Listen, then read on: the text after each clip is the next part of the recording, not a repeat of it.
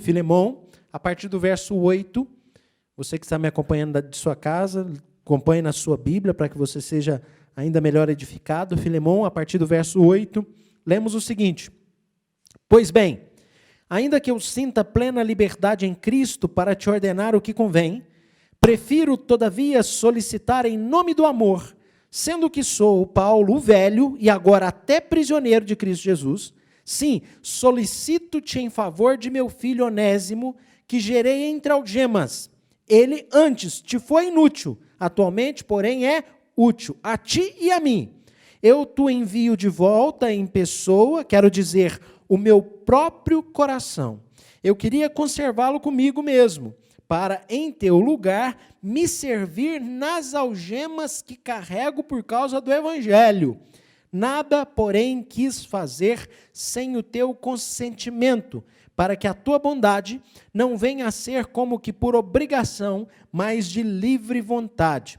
Pois acredito que ele veio a ser afastado de ti temporariamente, a fim de que o recebas para sempre, não como escravo, antes muito acima de escravo, como irmão caríssimo, especialmente de mim, e com maior razão de ti, quer na carne, quer no Senhor. Se, portanto, me consideras companheiro, recebe-o como se fosse a mim mesmo. E se algum dano te fez, ou se te deve alguma coisa, lança tudo em minha conta. Eu, Paulo, de próprio punho, o escrevo. Eu pagarei, para não te alegar que também tu me deves até a ti mesmo. Sim, irmão, que eu receba de ti, no Senhor, este benefício. Reanima-me o coração em Cristo. Amém. Para quem não tem acompanhado, essa já é a terceira mensagem que vamos ter aqui nessa pequena, mas belíssima epístola bíblica. A característica dessa epístola é consoante àquela conhecida frase de que os melhores perfumes estão nos menores frascos. Eu digo isso porque grandes verdades emergem desta pequena epístola. Quem desejar ter acesso a essa e as mensagens que antecederam, deve ir ao nosso canal do YouTube, Igreja Presbiteriana do Alto da Lapa. Ali você vai encontrar uma playlist com as mensagens que estão sendo baseadas nesta epístola a Filemão. Já foram 2 mensagens baseadas nessa epístola, através da qual nós aprendemos sobre relações cristãs. Este é o ponto máximo que nós temos trabalhado nessa epístola a Filemão, relações cristãs. Nos primeiros versos de 1 a 3, nós falamos sobre virtudes relacionadas nesta ideia, ou virtudes ligadas a esta ideia de relações cristãs. Falamos já sobre o amor em situações improváveis, falamos sobre a colaboração dos crentes, falamos sobre o companheirismo nas lutas, falamos sobre o amor à Igreja de Cristo. Isso tudo nós percebemos nos versos de 1 a 3 desta epístola. Depois, nos versos 4 a 7, nós falamos sobre a oração e a gratidão que Paulo, o apóstolo, expressa em relação ao destinatário desta carta, o moço Filemão. E é nesse trecho que nós aprendemos sobre uma característica muito bela que este moço chamado Filemão tinha. Sim, no trecho dos versos 4 a 7, especialmente no verso 7, nós fomos informados de que Filemão era alguém por intermédio de quem Deus reanimava o coração dos seus santos. Ele tinha essa característica, ele tinha essa capacidade. Mas não seja precipitado, você que está me acompanhando aí da sua casa, quando eu falo aqui de reanimar coração, eu não estou falando de um cardiologista, não. Ou seja, o que Filemão fazia não é aquele famoso procedimento de reanimação cardíaca, que se trata aí de um conjunto de manobras destinadas a garantir a oxigenação dos órgãos quando nós temos ali um problema cardiovascular. Não. Se fosse esse tipo de reanimação, nós poderíamos pensar que Paulo estava sofrendo um ataque cardíaco, Porque aí no último versículo dessa epístola, ou dessa porção, dessa parcela da epístola que lemos hoje, no verso de número 20, Paulo é muito enfático em relação a esse pedido. Veja o que Paulo diz a Filemon: reanima-me o coração em Cristo. No entanto, o sentido é bem mais profundo do que essa ideia de uma reanimação cardiovascular. Na verdade, o apóstolo está falando sobre a reanimação do ponto de vista emocional, uma vez que o coração é a sede das nossas emoções, ou é tido como a sede das nossas emoções. Com essas considerações, meus queridos ouvintes da palavra de Deus, e diante da própria palavra de Deus, vale nesse momento uma importante reflexão, especialmente quando consideramos que esta é a única carta pessoal escrita pelo apóstolo Paulo, no qual encontramos, ou na qual encontramos informações sobre as relações cristãs, já que esse é o assunto central da carta. Ou seja, o assunto central desta epístola, querido, é a relação de Paulo com Filemon, mas também com um novo personagem que se apresenta nesta porção que nós lemos nessa manhã, dos versos 8 a 20. E este novo personagem se chama Onésimo. A importante reflexão aqui é esse poder que há nas relações cristãs. Do que você está falando, pastor? As relações cristãs, ou nas relações cristãs, nós encontramos um meio para reanimar corações. É isso que nós ouvimos o Paulo dizer no verso 7 sobre Filemon, e você tem acesso a uma mensagem baseada nesse texto, que se chama O Homem que Reanimava Corações. E você tem aqui no verso 20, Paulo insistindo na ideia, pedindo para Filemon reanimar o seu coração. Mas esse não é o ponto central desta porção que nós lemos hoje. Este é o ponto central envolvido nas relações cristãs. Caminhemos para que percebamos qual é o assunto central desse texto, que, na verdade, se trata deste homem chamado Onésimo. Onésimo era um escravo fugitivo que era da propriedade de Filemon. Queridos ouvintes da palavra de Deus, eu posso lhes dizer que Onésimo era um fugitivo que acabou sendo encontrado, preso em Roma. É assim que nós entendemos que foi um encontro de Paulo com Onésimo. Provavelmente Deus proveu um encontro dele com o apóstolo, e este encontro lá na prisão acabou mudando a história de vida de Onésimo. Esta é uma das mais significativas possibilidades relacionadas a esse encontro do apóstolo Paulo com Onésimo. E o apóstolo passa a ter Onésimo em alta conta. Por isso ele entra em contato com Filemon, através dessa epístola, para fazer uma mediação entre o amo e o servo, entre o dono e o escravo. Portanto, o que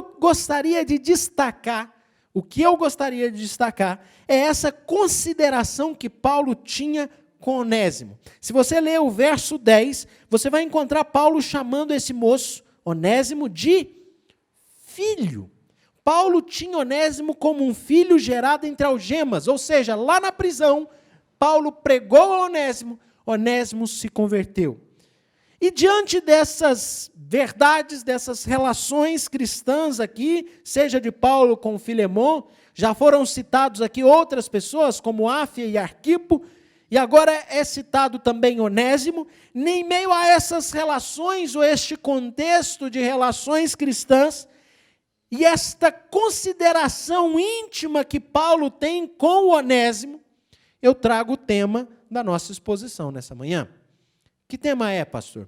Eu quero falar sobre alguns padrões para as relações cristãs. Alguns padrões para as relações fraternais. Então vamos lá.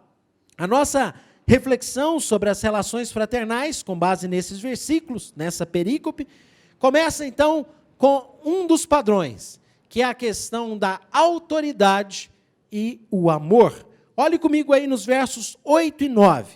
Veja o que Paulo diz a Filemon. Pois bem, ainda que eu sinta plena liberdade em Cristo para te ordenar o que convém, prefiro, todavia, solicitar em nome do amor, sendo que sou Paulo, o velho, o experiente, agora até prisioneiro de Cristo Jesus.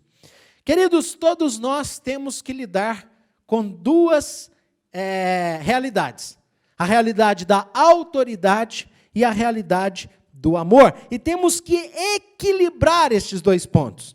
Paulo, no verso 8, fala de sua autoridade. Eu poderia muito bem ordenar o que convém, na minha posição de apóstolo. Mas eu quero solicitar em nome do amor. Queridos, este é um equilíbrio muito importante para todas as nossas vidas. Ilustrando a questão do ponto de vista paternal, nós vemos que aí, nesta relação de pais e filhos, este princípio de autoridade e amor se emerge como ponto central da relação.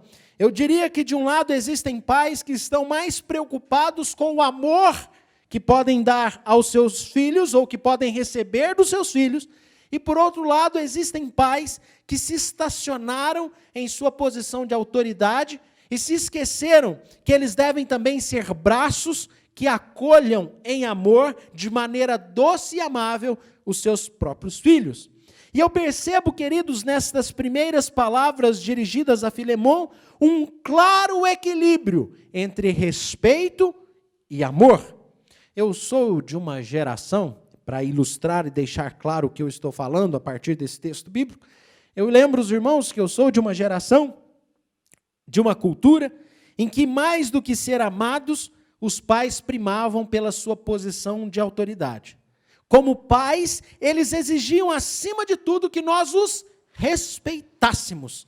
E quando eles tomavam decisões relacionadas às nossas vidas e que contrariavam as nossas intenções, via de regra, e eu me lembro de fazer isso, a gente virava para eles, e eu lembro de fazer isso com a minha mãe, e falava, e você acha, quer dizer, agora eu não vou mais gostar de você.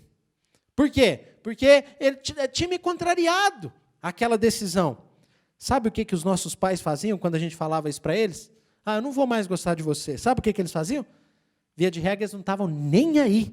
Sabe por quê? Não é que eles não nos amavam, mas é que eles prezavam, em primeiro lugar, que nós os respeitássemos. E aí o que acontecia? Acontecia que a gente acabava os amando mais ainda e os respeitando. Sabe por quê? Porque o amor é um sentimento muito mais complexo do que o respeito. Via de regra, nós respeitamos a quem nós amamos. E o amor passa pelo respeito. Então nós precisamos cultivar nas nossas relações a questão da autoridade, do respeito, do que é correto, do que é justo. E o amor decorre também disso. Parece muito claro que nas relações contemporâneas, por exemplo, entre pais e filhos, este equilíbrio tem sido ausente. Eu falo isso pela percepção que alguns estudiosos do comportamento humano têm chegado, de que os pais da atualidade estão muito mais preocupados em serem amados do que serem respeitados. E, infelizmente, eles acabam não conseguindo nenhum e nem o outro.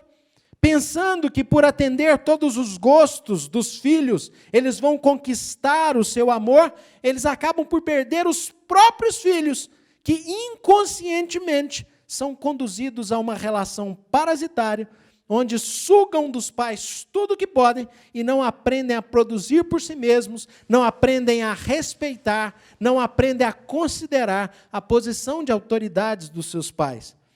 Warren Buffett, um mais bem-sucedido investidor do século XX, um dos homens mais ricos do mundo, ele tem uma frase interessante em que ele diz: eu quero dar aos meus filhos bastante dinheiro para que possam fazer o que quiserem, amor, mas não dinheiro bastante para que não façam nada, autoridade. É preciso que encontre-se o limite entre paternidade e paternalismo. É importante que nas nossas relações cristãs encontremos o equilíbrio de amor e desse sentimento de bonachão, em que tudo pode e não há princípios, não há valores que precisam ser observados. No texto bíblico, nós percebemos a presença das duas coisas. No verso de número 8, Paulo não ignora a sua posição de autoridade, baseada no chamado apostólico, baseado na sua influência sobre Filemon. Mas o que ele quer de Filemon é também uma atitude de amor, que Filemon possa fazer em nome do amor, diz o verso 9. Esse é o primeiro ponto, esse é o primeiro padrão das relações cristãs, amor e autoridade.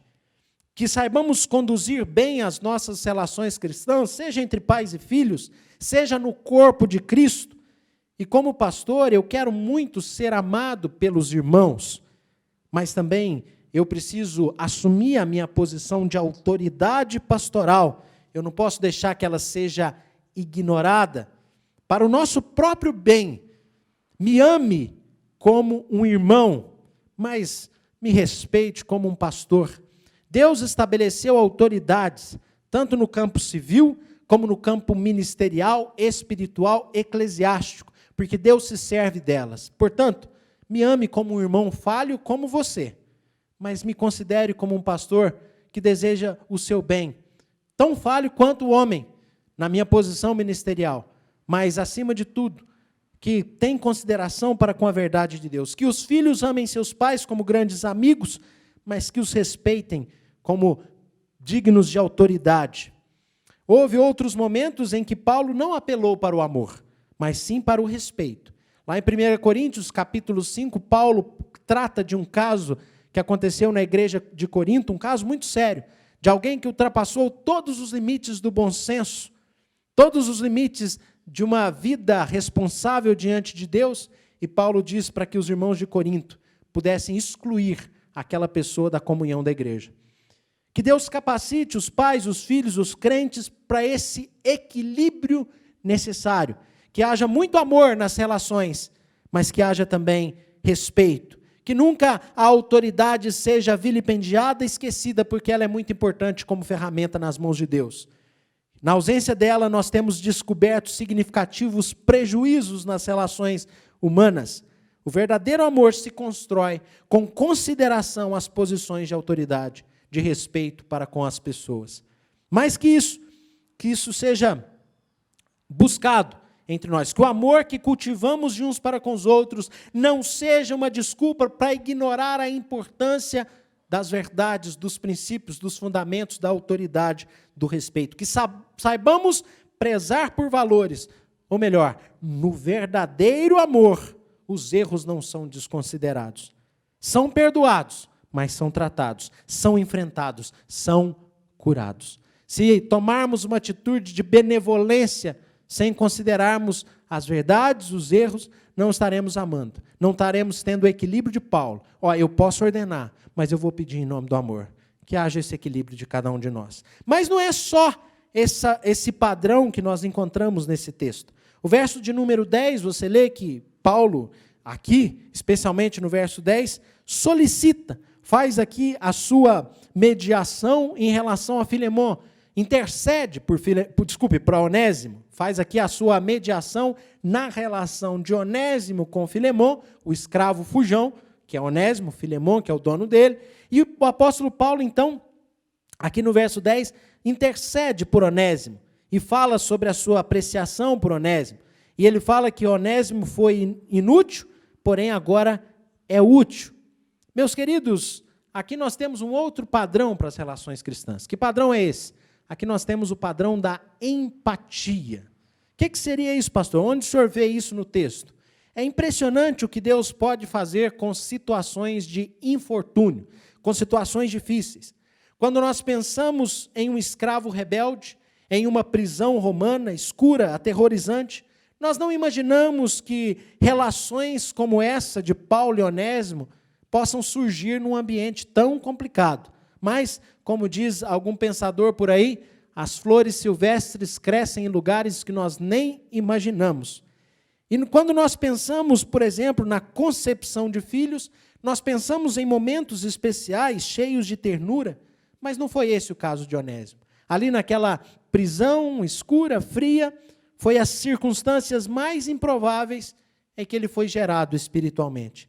E esse texto nos faz pensar sobre a indiferença. Por isso que eu falo sobre empatia. Paulo e Onésimo estavam na mesma situação. E Paulo, o apóstolo, preso por pregar a Cristo, não deixou de se comunicar e de amar aquele que estava ali ao seu lado, um rebelde, um transgressor da lei. E essas situações ali de empatia, essa situação de empatia trouxe fruto, trouxe a conversão de Onésimo a Jesus. E quando nós olhamos para uma empatia na prisão, a gente pensa em situações confortáveis da nossa vida. Mesmo naquele ambiente difícil, houve empatia. Quantas vezes no conforto do nosso condomínio não há empatia com os nossos vizinhos? Ou seja, num confortável deslocamento em um Uber ou qualquer outro meio, no ambiente de trabalho, na escola, na faculdade, no metrô, enfim, o ritmo ditado pela vida cotidiana, muitas vezes é o ritmo da indiferença. Milhões de pessoas concentradas em um centro urbano como esse, vivem como se estivessem isoladas. Agora, nós fomos interrompidos nesse ritmo. De repente, nós somos obrigados a nos distanciarmos.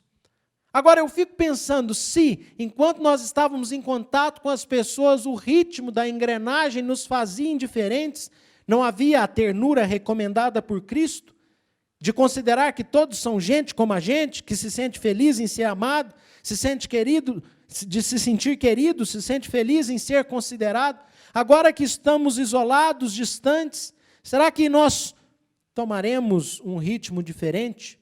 Eu falei sobre esse ritmo alucinante diante da quarentena, que nos fazia indiferentes. Veio a quarentena. E agora? Nós tivemos que interromper nosso ritmo. Mas e aí?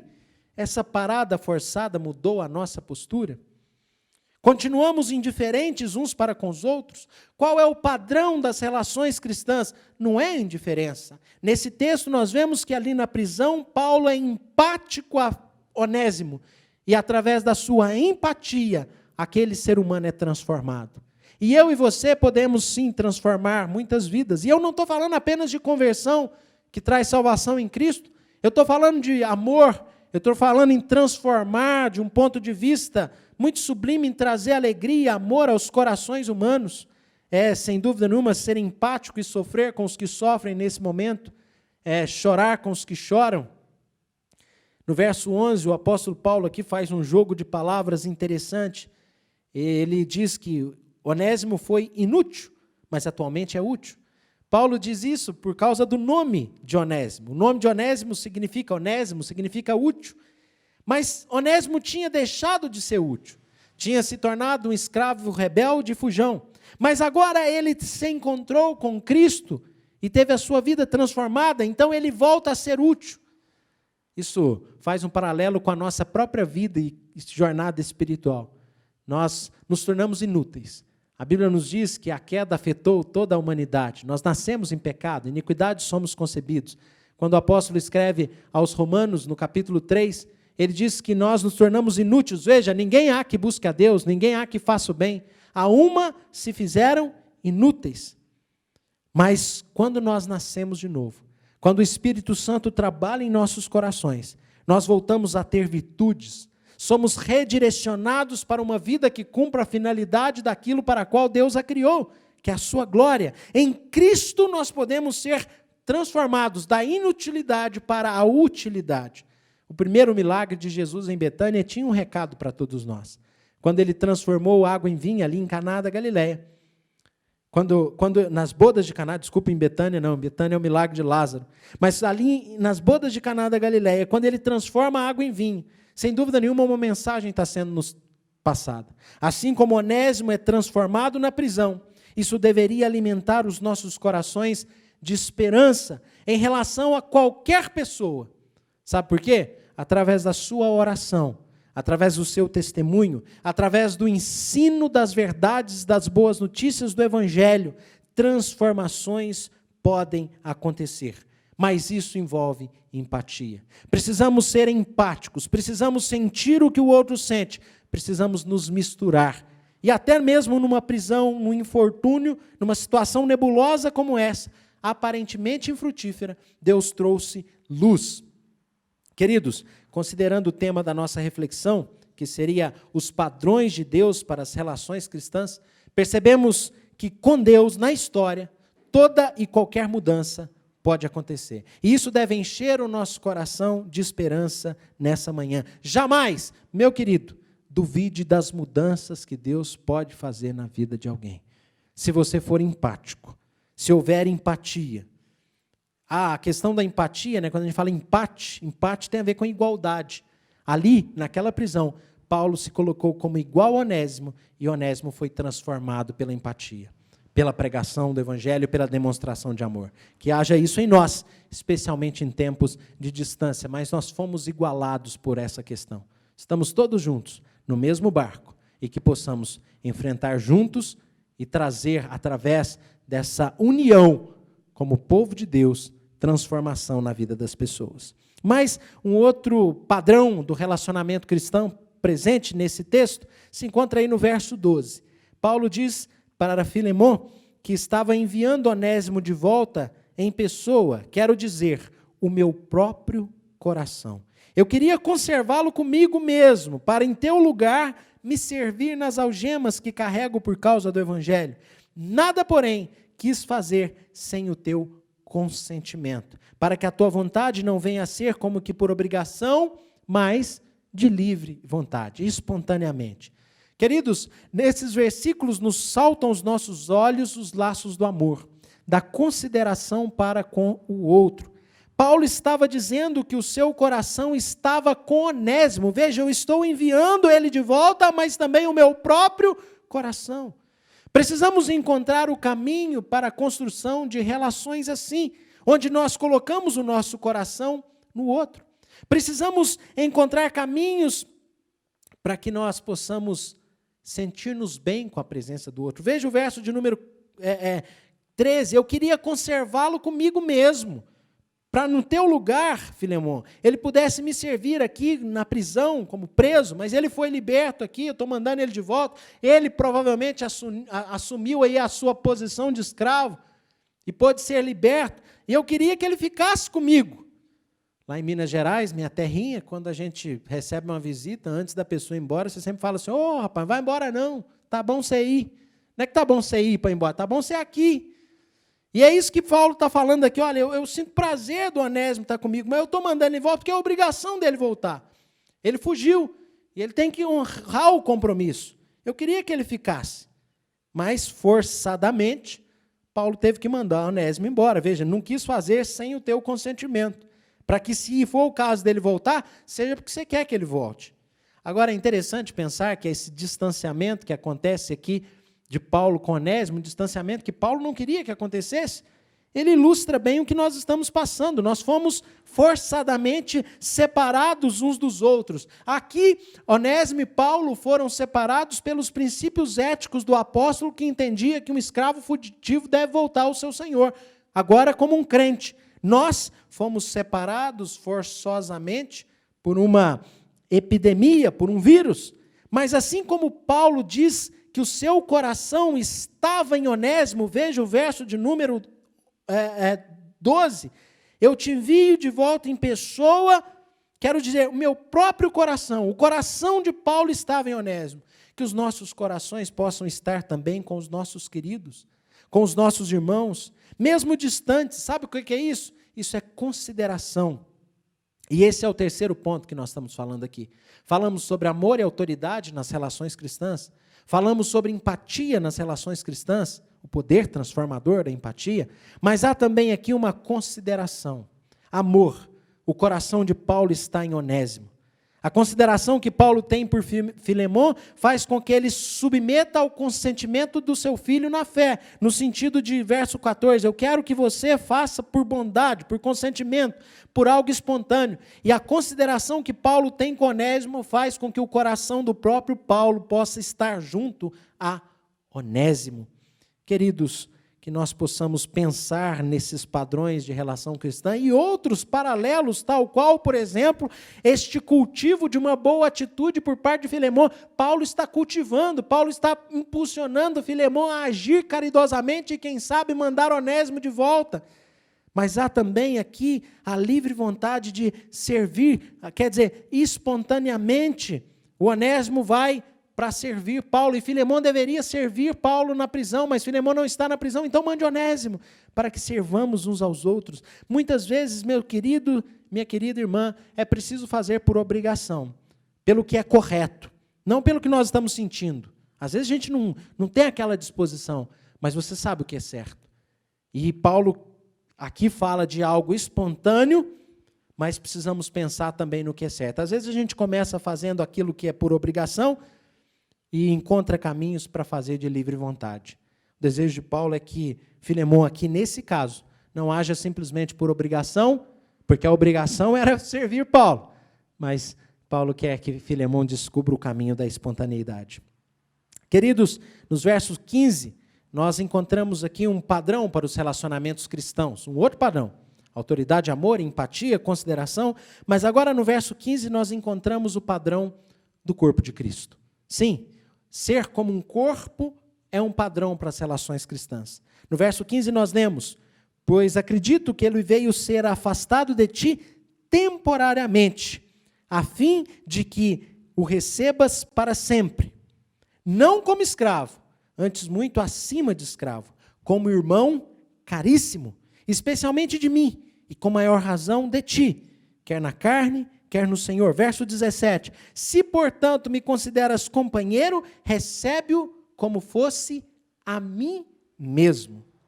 Queridos, ele havia se afastado como fugitivo, Onésimo se afastou de Filemão como fugitivo.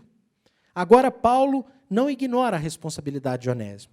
O cristianismo não existe para fazer os crentes escaparem de seus pecados, mas para nos capacitar a enfrentar o nosso passado e nos colocar acima, numa condição muito superior. E Onésimo precisava voltar, enfrentar as consequências da sua rebeldia.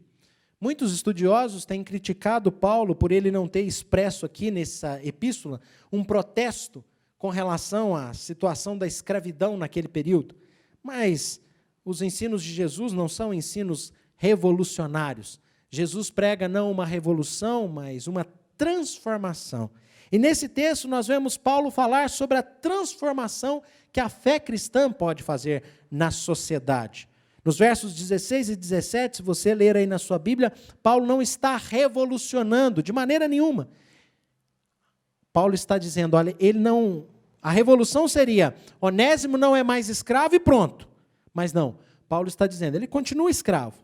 E a fé em Cristo pode trazer a transformação necessária para que essa diferença de classes entre homens possa desaparecer. Como assim? Esse é o princípio. Nós fomos feitos um só corpo por Cristo. E as transformações que Cristo faz, nos transforma em a mesma coisa, um só corpo. Lá em 1 Coríntios 12, 13, nós lemos esse texto nessa manhã, diz que em um só Espírito, todos nós fomos batizados em um só corpo. Quer judeus, quer gregos, quer escravos, quer livres. E a todos nós foi doado da beber de um só Espírito. Em Gálatas 3, 28 diz, de Sarte não pode haver judeu nem grego, nem escravo nem liberto, nem homem nem mulher, porque todos vós sois uns em Cristo Jesus. É essa transformação que precisa acontecer.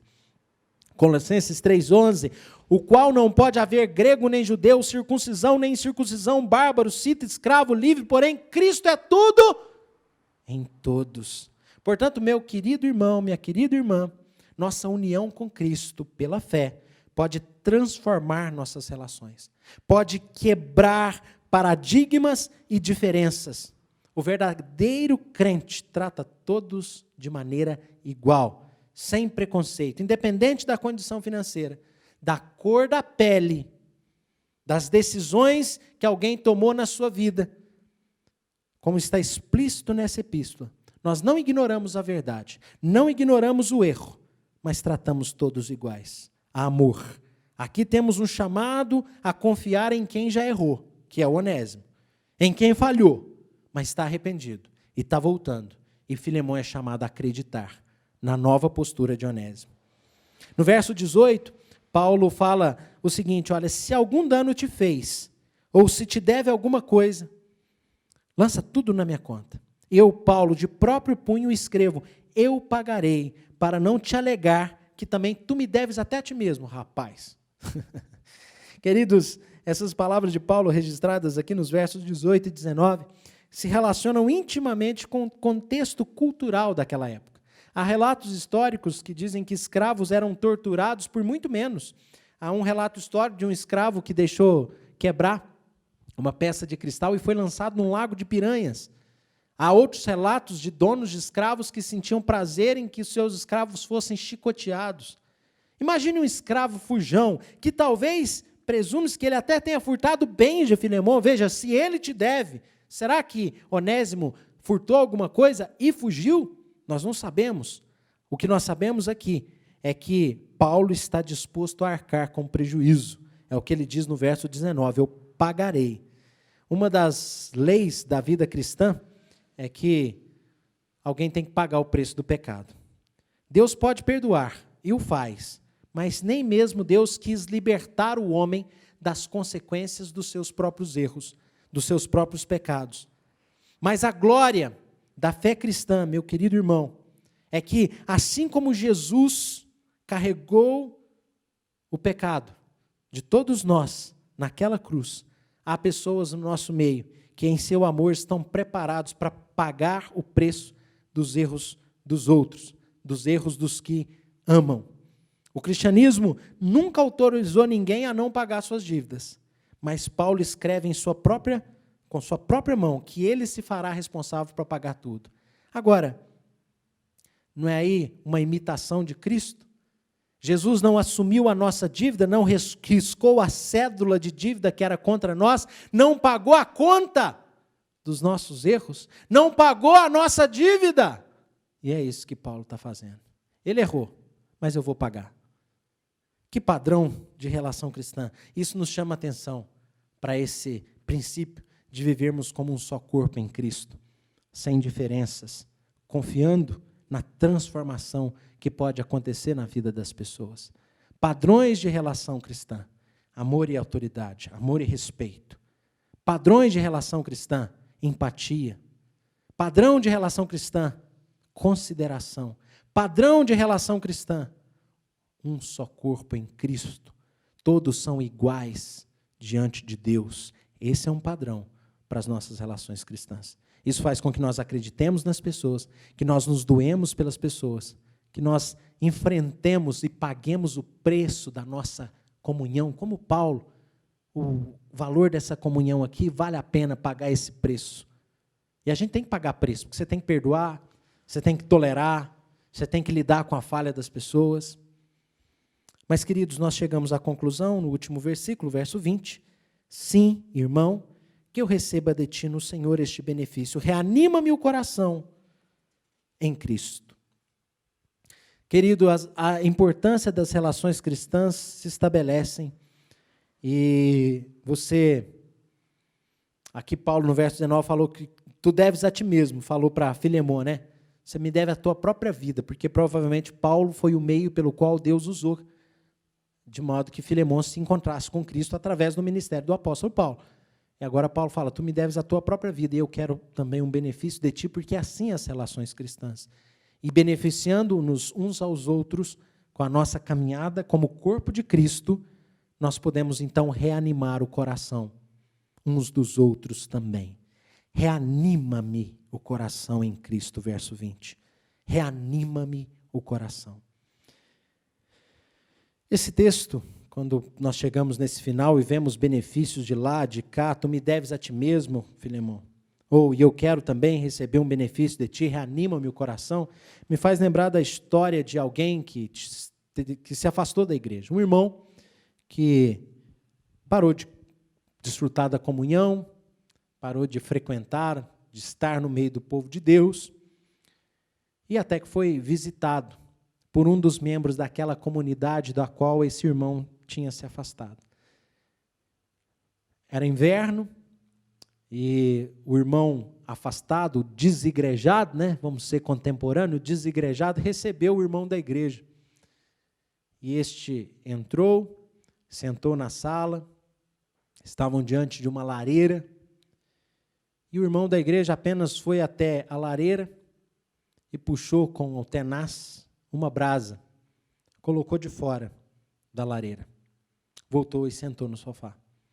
Os dois juntos assistiram aos fatos que sucederam.